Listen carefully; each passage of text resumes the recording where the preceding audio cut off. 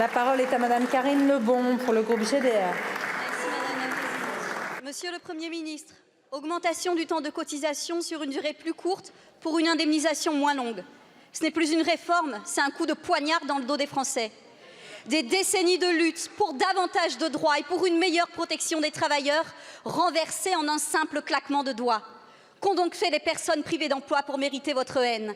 Les femmes et les hommes que vous ne cessez d'attaquer ont pourtant pour unique souhait de réintégrer le marché de l'emploi. Mais votre seule réponse est de faire croire qu'ils sont responsables de leur situation.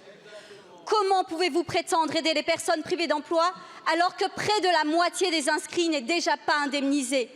Comment pouvez-vous prétendre vouloir accompagner les seniors après avoir imposé un allongement de l'âge de départ à la retraite et vous être attaqué à leur régime spécifique d'indemnisation? Non, Monsieur le Premier ministre, les difficultés de toutes ces personnes n'ont pas disparu. Puisqu'il n'y a que les chiffres qui vous intéressent, je vais vous en donner un qui devrait vous interpeller. 18%, c'est le taux de chômage à La Réunion. Les habitants de nos circonscriptions ultramarines, soumises à un taux de chômage inégalable, craignent chaque jour l'application de vos réformes sur nos territoires.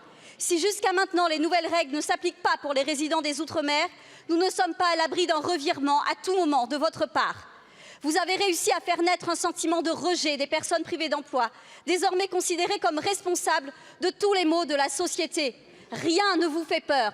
Faire des économies ne peut être une raison légitime pour mettre en jeu la survie de nos concitoyens. Les Français ne sont pas une ligne sur un tableau Excel.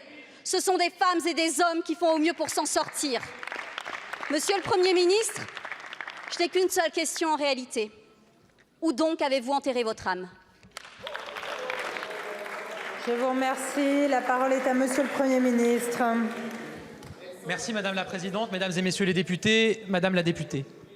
Vous avez indiqué un chiffre, le taux de chômage à La Réunion, vous avez indiqué 18%. C'est trop et nous devons nous battre pour faire baisser le chômage.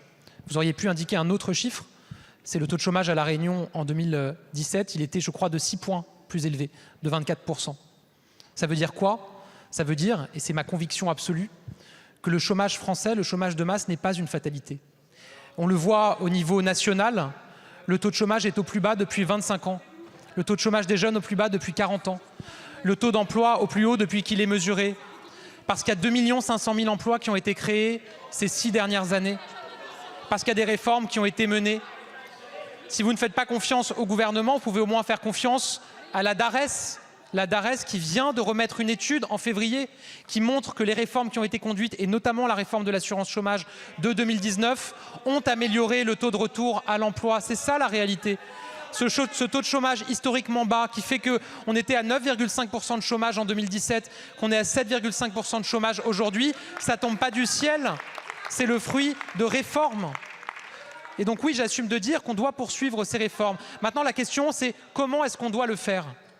D'abord, en assumant effectivement d'avoir un modèle social toujours tourné vers la reprise d'activité. C'est le sens de la réforme que nous avons annoncée avec Catherine Vautrin, qui fait que là où il fallait avoir travaillé 6 mois sur les 24 derniers mois pour bénéficier de l'assurance chômage, il faudra désormais avoir travaillé 8 mois sur les 20 derniers mois, ce qui nous maintient avec l'un des systèmes les plus généreux en Europe.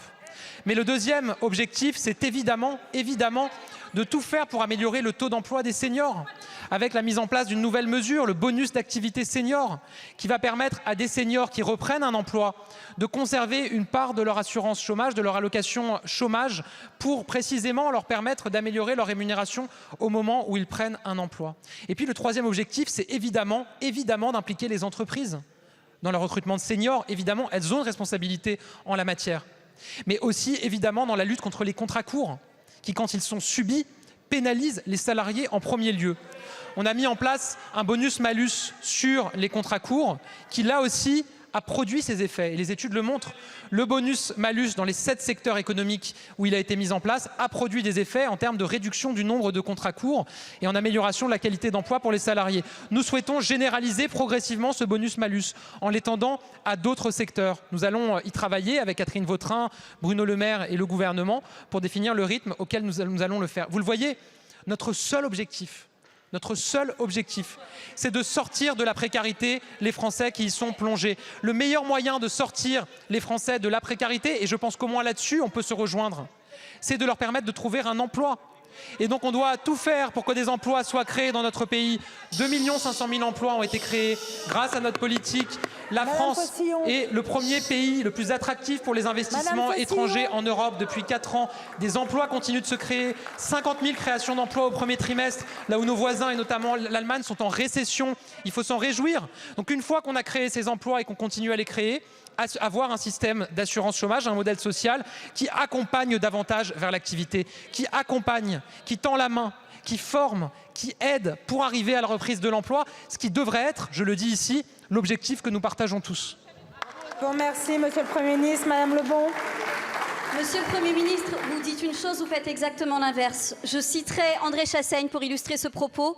Vous avez la queue du renard qui vous sort par la bouche et vous dites encore que vous ne l'avez pas croqué. Je vous remercie. La séance